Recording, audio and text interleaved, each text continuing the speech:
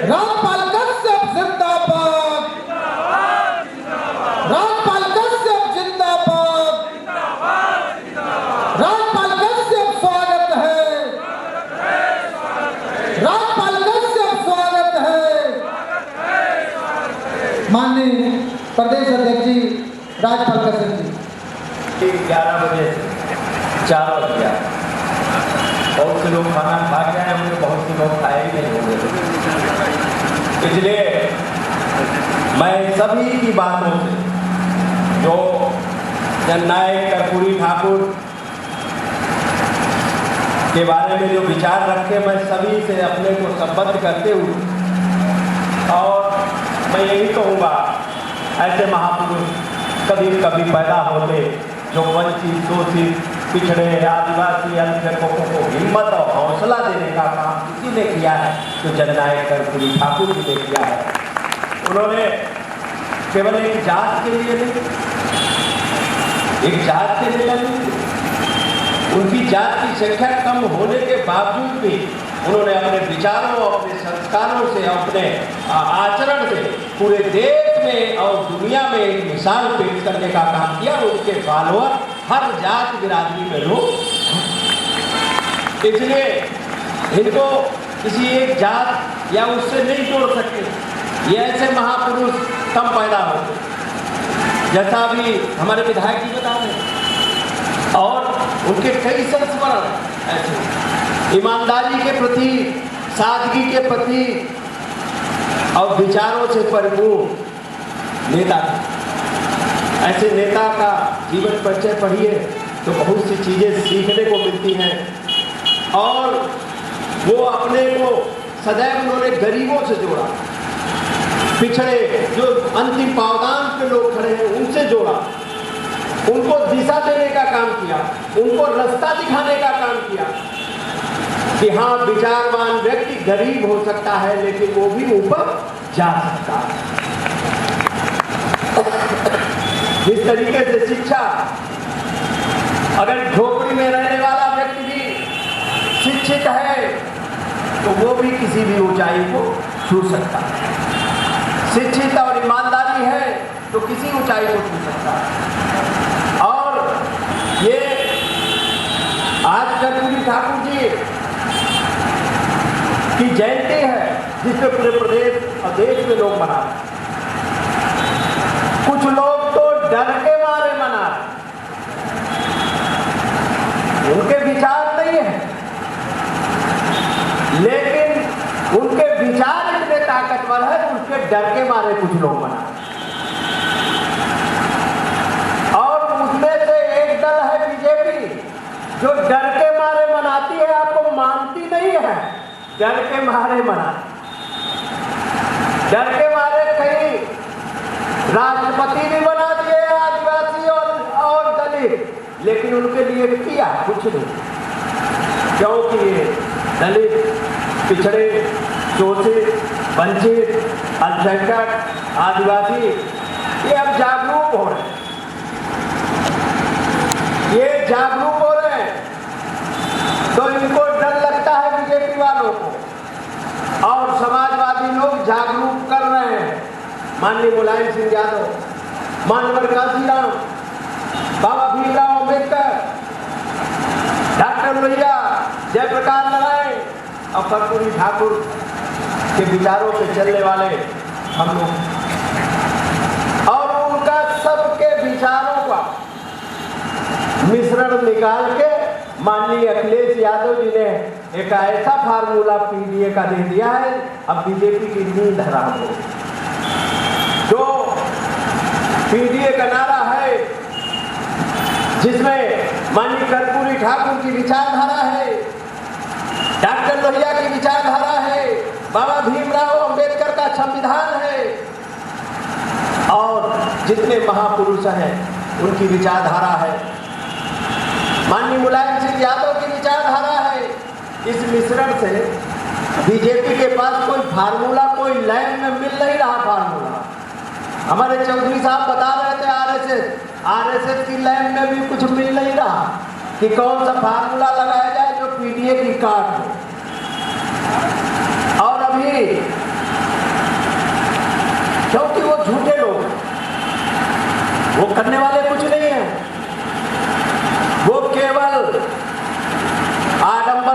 हैं, धर्म के नाम पे वोट मांगते हैं। अरे अपने काम के नाम पे वोट मांगो। धर्म तो पता नहीं कब से चला रहा, अब चलेगा। आप मुख्यमंत्री रहोगे, प्रधानमंत्री रहोगे, हट जाओगे तो भी चलेगा। वो आपके चलाने और न चलाने से नहीं चलने रुकने वाला है और न चलने वाला। अब पता नहीं कब से है। आपने क्या किया है ये तो बताओ। गरीबों के लिए क्या किया, जो शोषित वंचित हैं, पिछड़ी जात के लोग हैं, आदिवासी हैं, अंतिम पावदान पे बैठे हैं, उनके लिए क्या किया? उनके लिए कुछ नहीं किया। उनके लिए किया है, उनके हक अधिकार छीने हैं, छीने, जो अभी मिल भी नहीं पाए थे। जो आरक्षण लागू हुआ वो पूर्णतया विश्वविद्यालय और कॉलेजों में और नौकरियों में लागू वैकेंसियां फुल भी नहीं हो पाई थी। उससे पहले ही आउटसोर्सिंग और संविदा पे नौकरी देना चालू कर दी। उनके बच्चे भी पढ़ गए और बच्चे भी पढ़ गए, मकान बन गए। उन्हें शौचालय की तुम्हारी जरूरत नहीं है, न 5 किलो राशन की तुम्हारी जरूरत है। हम लोगों को शिक्षा मुफ्त में दे दो और हमारा आरक्षण दे दो, शौचालय और अपना अनाज वापस ले लो। ये केवल लालच। 10,000 11,000 का शौचालय, 5 किलो राशन जो सरकारी कोटे पे 1-2 रुपए में मिलता था, आज से थोड़ी ना मिलता। ये तो पता नहीं कब से मिलता था। उसको दे दिया, उसके बाबा ही लूट रहे। हर चुनाव में एक नया फार्मूला ले आते हैं। कभी राशन के, एक बार किसान सम्मान निधि पे पार्लियामेंट पूरी जीत ली, और जब सपा बसपा का गठबंधन हुआ 3-4 दिन पहले सबके अकाउंट में 500-500 रुपए डाल दिए चुनाव में, जबकि मजबूत गठबंधन था, जीत रहे थे। इन्होंने किसान सम्मान, अरे किसानों को देना है तो उनके फसल के बाद ही मूल्य दो, उनको खाद दो, उनको बिजली मुफ्त दो, उनको सिंचाई दो। अब उनकी फसल पैदा हो जाए तो उनका जो स्वामीनाथन की रिपोर्ट है वो लागू करो। कहाँ किसान की आय दुगनी हुई? नहीं। जब किसान धरने पे बैठ गए, किसानों ने 700 किसानों की मौत हो गई। माननीय अखिलेश यादव, हमें याद है इसी गाजीपुर में जब ये एक्सप्रेसवे का उद्घाटन हुआ था, और ये एक्सप्रेसवे माननीय अखिलेश यादव की देन है। और माननीय अखिलेश यादव होते तो एक्सप्रेसवे जो बना है ये और अच्छा बनता और आगे तक भी जाता, बलिया तक भी जाता। हमें याद है किसान धरने पे बैठे थे, माननीय अखिलेश यादव जी सुबह आ गए यहाँ और यहाँ से चले तो देखा पूरी रात चलते रहे, सड़क पे आदमी कम नहीं पड़ा। मैं आगे आगे चल रहा था, अंधेरा हो गया था, मैं सोचता था अब हो सकता कोई न खड़ा हो, लेकिन देखते थे लोग खड़े थे, पूरी भीड़ खड़ी पूरी रात। जब लोग खड़े रहे और सुबह हो गई 4-5 बजे हम लोग एक्सप्रेसवे से नीचे उतरे। उसके अगले दिन ही किसान का जो बिल आया था उन्होंने वापस ले लिया। ये डर की वजह से लिया था, उसकी और कुछ नहीं। उन्हें लगा कि माननीय अखिलेश यादव जी के साथ में जनता खड़ी हो गई, अब तो उत्तर प्रदेश की सरकार चली जाएगी, इसलिए उन्होंने ये बिल वापस लिया। नहीं तो 700 किसानों की मौत हो गई। किसान आंदोलन पे लखीमपुर में थे, किसानों की गाड़ी चढ़ा दी गई, गृह मंत्री के बेटे ने चढ़ा दी थी गाड़ी, उसकी जमानत कर दी। हमारे लोगों को कहेंगे ये गुंडे हैं, बदमाश है। अरे तुम्हारा गृह मंत्री का बेटा जो गाड़ी से कुचलने वाला वो गुंडा नहीं था क्या? गुंडा नहीं था क्या? सारे गुंडे, बदमाश, अपराधी, तड़ीपार सब तो तुम्हारी बीजेपी में है, सब मंत्री से लेकर संतरी तक बने हैं। हमें बताएंगे अगर कोई अन्याय के खिलाफ लड़ाई करे तो उसको गुंडा बता दें। अगर प्रभुत्ववादी लोगों के खिलाफ, सामंती लोगों के खिलाफ कोई सीना तान खड़े हो जाए वो गुंडा हो जाए, अपराधी हो जाए। और गुंडा अपराधी भी जात धर्म देख के तय कर रहे हैं। जितने बड़े बड़े माफिया अब वो एमएलसी और एमएलए और एमपी बन गए हैं, और जो अन्याय के खिलाफ लड़े वो गुंडा और माफिया बन गए। इसी गाजीपुर के लोगों के साथ में भी अन्याय किया इस सरकार। जाति धर्म देख के कानून चलेगा, जाति धर्म देख के जो हमारे अल्पसंख्यक भाइयों के साथ में आप अन्याय करोगे। मोहम्मद आजम साहब को भी जेल में भेजा, जो हमारे विधायक हैं या सांसद हैं उनके खिलाफ आप अन्याय अत्याचार करोगे। ये लोग धर्म की आड़ में सरकार बनाना चाहते हैं, लेकिन अब जनता समझ चुकी, चोर तब तक चोरी कर सकता है, जेब काटने वाला तब तक जेब काट सकता है जब तक उसको लोग पकड़ न ले। और जब एक बार जेब कतरा पकड़ गया सार्वजनिक, तो अगर पता है इस भीड़ में कोई आ जाएगा तो कहेगा भैया अपनी अपनी जेब पकड़ लो, जेब कतरा भी आ गया। तो क्या जेब काट सकता? जेब कतरा चोरी करने वाला जब पकड़ जाए तो फिर वो समाज में चोरी नहीं कर पाएगा। इसी तरीके से बीजेपी पकड़ गई है कि झूठ बोलती है, आपस में लड़ाती है, धर्म जाति वर्ग और इस पे लड़ाने का काम करती है। इसलिए इन्होंने भगवान राम, जैसे कुंभ में पैसा खर्च हो रहा है प्रचार, कुंभ में नहीं खर्च हो रहा, प्रचार में। कुंभ में तो पैसा खर्च किया था, जो वास्तविक काम किया था वो माननीय अखिलेश यादव जी के जमाने में मोहम्मद आजम साहब ने किया था। अब इनका पैसा खर्च हो रहा केवल टीवी पे, प्रचार पे, और वास्तविकता कोई मोबाइल लेके चले जाओ, दिखाओ जाके खुली आसमान में लोग सो रहे हैं, खुली आसमान में कोई व्यवस्था नहीं प्रचार पे। उसी तरीके से भगवान राम के मंदिर के भी प्रचार में इन्होंने ऐसा पैसा खर्च किया। और हमें याद है कर्पूरी ठाकुर की भी जयंती थी, इनके मंदिर के बाद में कर्पूरी ठाकुर जी की जयंती थी। इनका 22 को मंदिर का उद्घाटन था और 24 को मेरा कार्यक्रम लगा था सिद्धार्थ नगर। और भाई मैंने सोचा कि अब तो एकदम से क्या फैजाबाद से जाएंगे, पता नहीं लहर होगी उनकी, कोई आएगा कि नहीं आएगा, लेकिन कोहरा पड़ रहा था। और जब मैं 24 को गया तो सड़कों पे इतना आदमी खड़ा था, तो हमने कहा सरकार अब पलट जाएगी, क्योंकि जनता जान गई थी इन्होंने भगवान राम को भी धोखा देने का काम किया था, भगवान राम के बताए हुए रास्ते से काम नहीं किया था। इन्होंने तो भगवान राम के चंदे में घोटाला किया, जमीन के खरीद में घोटाला किया और बनवाने में भी घोटाला किया। छत टपकने लगी, पहली बार था टपकने लगी कि नहीं? लोकतंत्र के मंदिर में भी बनवाने में घोटाला किया, पार्लियामेंट भी टपकने लगी। तो भगवान राम भी जान गए, अरे हम लोग तो निषाद पर आदमी पैदा हुए, बिंद निषाद कश्यप केवट मल्ला माझी परिवार में पैदा हुए। भगवान राम ने तो उनकी नाव पे बैठ के उतरने का भी काम किया था, और केवट और मल्ला ने उतराई नहीं दी थी। कहा था जब मौका पड़े तो आपको नदी पार कर रहे, हमें भवसागर पार लगा देना।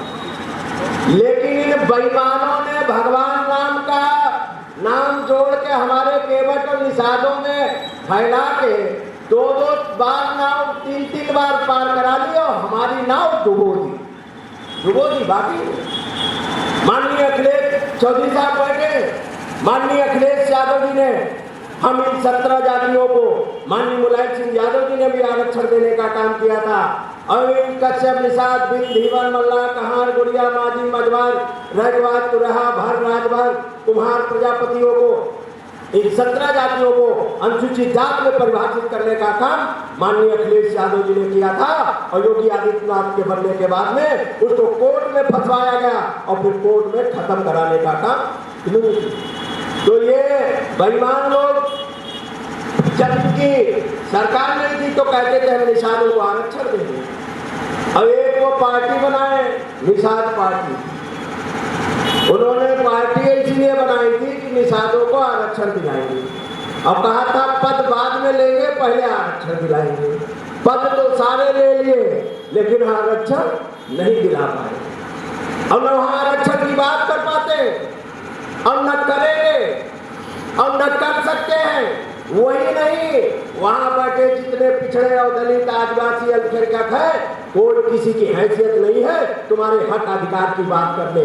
केवल पद लो, मंत्री लो, उप मुख्यमंत्री लो, लेकिन कुशवाहा समाज को हक नहीं दिला सकते, नहीं दिला सकते। बनने को डिप्टी सीएम है लेकिन लोगों ने उनको स्कूल मंत्री बना दिया। बताओ, योगी आदित्यनाथ ने बचा नहीं पाए। कुशवाहा मौर्य बिरादरी की एक बेटी थी, 69,000 शिक्षक भर्ती में आंदोलन हुआ, गर्भवती थी, योगी की पुलिस ने लाठियों से पीटा, बचा नहीं पाए ये आपके डिप्टी सीएम, नहीं बचा पाए। ओम प्रकाश राजभर इतना बढ़िया सम्मान माननीय अखिलेश यादव जी ने दिया था, उन्हें पचे ही नहीं, चले गए। आरक्षण की बात करते थे, आज क्यों नहीं आरक्षण की बात करते? कहे अगर ओम प्रकाश राजभर राजभरों के हितैषी हैं तो कहे कि अगर हमारे समाज को आरक्षण नहीं मिलेगा तो सरकार से हम इस्तीफा देंगे। हैसियत है क्या? किसी की हैसियत नहीं हो आरक्षण की बात कर ले। हाँ, जब इनके लात पड़ेगी तो इनको आरक्षण याद आएगा। जब बीजेपी इनका गड़ा उमेदेगी तब कहेंगे हम तो आरक्षण चाहते हैं। बीच बीच में बोलेंगे जब उधर से धक्का पड़ता है, जब ये जितने ये पिछड़े हैं, ये गए हैं ना, चाहे ओम प्रकाश राजभर हो, चाहे डॉक्टर संजय निषाद हो, चाहे रुपया पटेल है, जब इनको फंसाया जाता तब ये समाज की बात करते हैं, उससे पहले नहीं करते। इसलिए कभी हम ये कहने आए हैं, संकल्प लेके जाओ कि ये जो भारत रत्न दिया ये कर्पूरी साहब ठाकुर साहब को वो डर में दिया, सम्मान में नहीं दिया। अगर वास्तव में बीजेपी के लोगों मानते हो तो कर्पूरी ठाकुर जी की जो विचारधारा थी और जो आरक्षण की बात वो करते थे वो उत्तर प्रदेश और देश में लागू करने का काम करो। बीपी मंडल की सिफारिश से लागू करने का काम करो। माननीय मुलायम सिंह यादव जी को भी दिया सम्मान, एक तरफ गाली देंगे, एक तरफ सम्मान देंगे, ये दोनों तरफ चलने वाले हैं। ये जो भारी देखने लगेगा उधर भागे। एक तरफ इनके महंत लोग मान्यवर काशीराम के लिए और माननीय मुलायम सिंह यादव के बारे में क्या क्या टिप्पणी कर रहे हैं, और वो एक अयोध्या के वो संत कोई संत ही नहीं है, वो तो लफंगा है। वो संत की भाषा हो सकती है जो माननीय मुलायम सिंह यादव के बारे में टिप्पणी की। इसलिए मैं आप लोगों से कहने आया हूं, आज संकल्प लेके जाओ कि 27 में कुछ नहीं सुनेंगे। देखिए ये आएंगे, हो सकता है पिछड़ों की भी बात करने लगे। माननीय अखिलेश यादव जी ने पीडीए का नारा मजबूत किया, तब से ये पिछड़ों की बात कर रहे हैं। ये संविधान विरोधी है और आपने देख लिया होगा इनके दिल की बात सदन में आ गई।